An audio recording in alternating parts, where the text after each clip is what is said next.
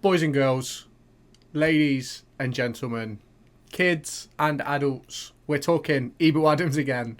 Just one day after a bit of a controversial video which a lot of people didn't agree with, we're back on the topic of Ebou Adams, and this time it's to talk about the fact that we're closing in on a deal. According to the Cardiff City manager, we are closing in on an agreement to sign Ebou Adams. Now, everyone knows my take on the fee. I spoke about that in yesterday's video. If you do want to go and check that out, make sure you do go and check that one out. But for me, I don't think signing Ebou Adams is a bad thing, and this is what people need to understand.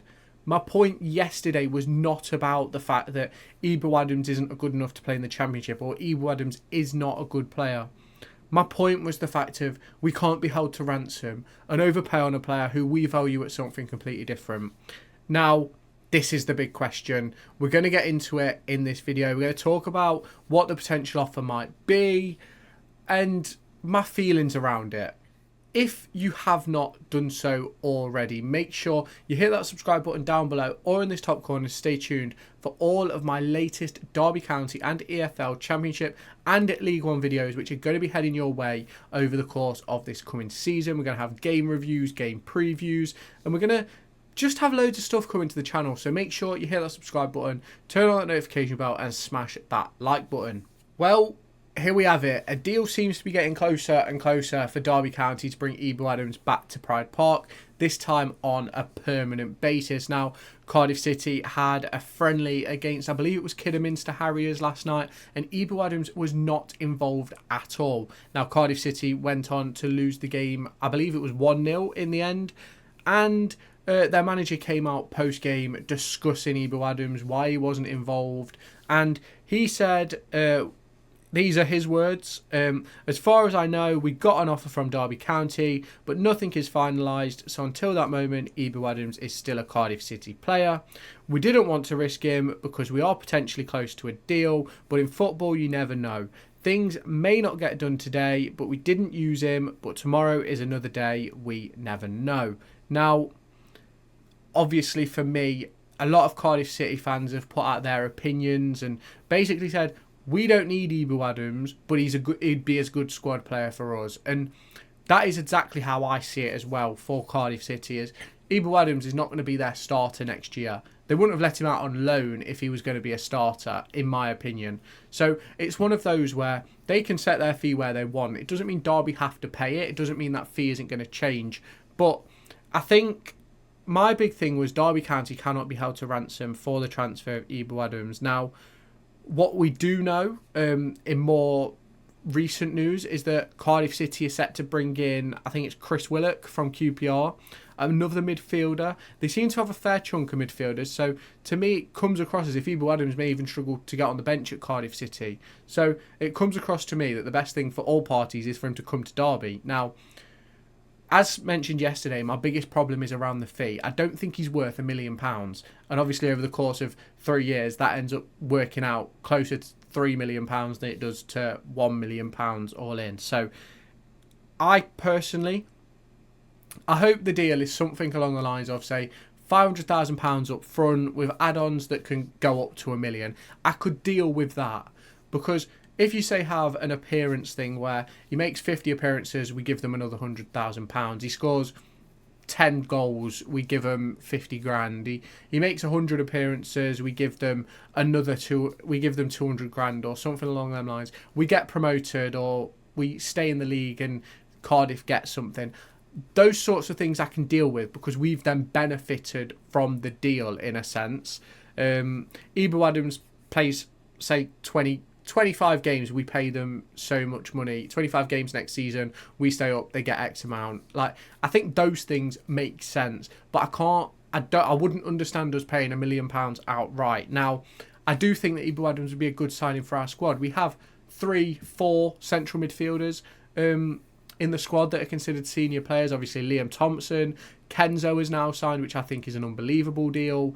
Tyrese Forner and Ben Osborne can obviously play in there, but the big question is Ben Osborne going to be seen as a left wing back or is he going to be seen as a midfielder? Are we going to play a midfield 3 or a midfield 2? Now, all these questions will be answered throughout pre-season and throughout the course of the next season, because obviously you can't judge how we play in pre-season, because we ended up reverting to a 4 last year, then back to a 3, then back to a 4, then back to a 3, and it is going to be interchangeable. But the big thing we've got to have as Derby County is enough players that are versatile enough to play those range of positions. So I love Ebou Adams. I think he'll be an incredible signing for Derby County. I do think he can make the step up to the Championship, but the big question is the fee. That's my only issue with this potential deal, is how much is it going to cost?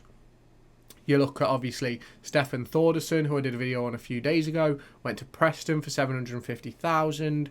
We have just bought in Kenzo for, the fee is rumoured to be between 600 and 700,000 pounds, which I believe is an excellent deal for a 22-year-old. And obviously, older players sometimes command bigger fees because they have more experience, but in this case, experience levels are pretty similar across the board. I think there's obviously opportunities for other players to come in. I do hope that we do bring in another younger midfielder. Obviously, yes, Thompson's young, Warne is young, Kenzo's young, Adams is probably the only experienced man in there, maybe with Ben Osborne if that's where he's going to play. So it's going to be interesting to see what does happen with that. And yeah, it's one of those for me where I'm looking forward to what Derby County can do in the Championship, and I think we just need a little bit more. I think we're still going to bring in maybe another 5 or 6 players. Obviously, goalkeeper's a big department. Obviously, the rumours were Matt Ryan was coming to Derby County. Now there's some talk that he might be going to Millwall. What is going to happen with that? Who knows? Obviously, as I'm recording this video, that isn't done. There's no done deal to any club. So it's going to be interesting to see how that one does play out. There's obviously been some talk about Ipswich's keeper. I've got no idea how to say his name. They've just released him. I think he played majority of last season for them. Who could potentially come here. I think that would be a good deal.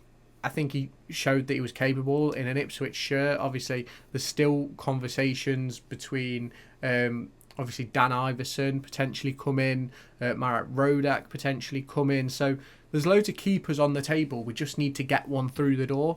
I do think we need 2 keepers minimum for next season, because if we've got Josh Vickers, another, and then say an academy player as third choice, I've got no problem with that, because I think that then gives the opportunity for the likes of Jack Thompson or Harry Evans to get an opportunity to break into the first team as a keeper. Because for me, ultimately, yes, you do have your number 1, your number 2, your number 3, but if a Jack Thompson comes in and in a Championship game, for example, keeps a clean sheet, plays really well, why would you take him out? It just doesn't make sense. So it's one of those for me where I think there's a long way still to go on this Ebou Adams transfer. Yes, the BBC article makes it seem as if it's getting closer, and with it getting closer by the day, it's a big discussion to have about how much it is going to cost, and that's my sole purpose of this real discussion, is the cost.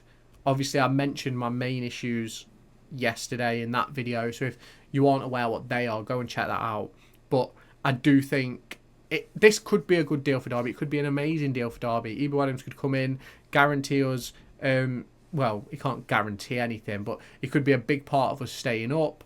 And in that respect, if he comes in and plays 25, 30 games and we stay in the division and he plays really well, I've got no problem with us then spending extra money. But my problem is spending £1 million outright for no guaranteed return.